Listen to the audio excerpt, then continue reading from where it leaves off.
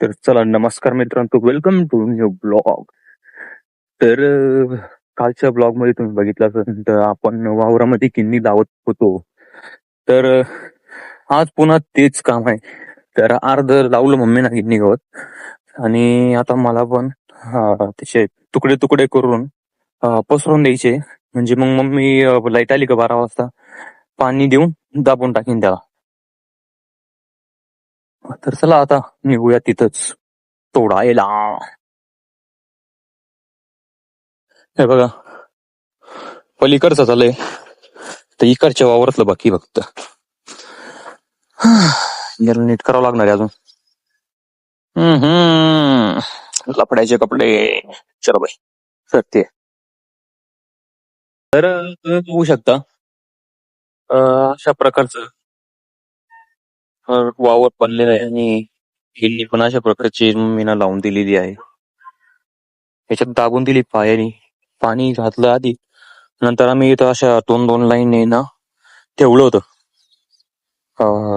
बेन. तर त्याला आता मी नाही का तोडतो, कटिंग करतो आणि तुम्हाला दाखवतो मी कसं ठेवलं होतं ते काल.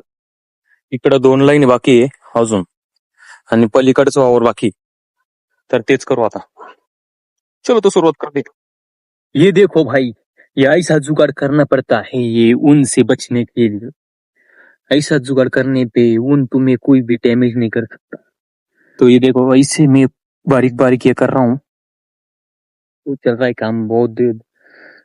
बहुत ही तेज धूप हो चुके हैं यहाँ पे, और इतना बाकी तोड़ना बाकी है. बाकी मैंने बिछा दिया है, आपको दिख ही रहा होगा.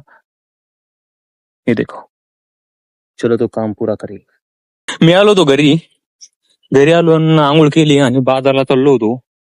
तर असे काही नाही का बेकार आणि लोक राहतात, मला रोडच्या मध्ये थांबवत्या आणि म्हणत्या मला टायरचं पंक्चर काढायचंय, मला गाव देऊ हा का, माहित गाडी मला गाडी नाही येत म्हणून का? इसलिए ना गपचूप पैसा छुटकी जाना चाहिए, समझे क्या?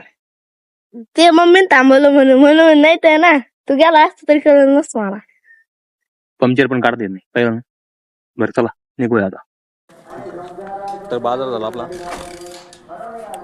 ताण लगी ताण.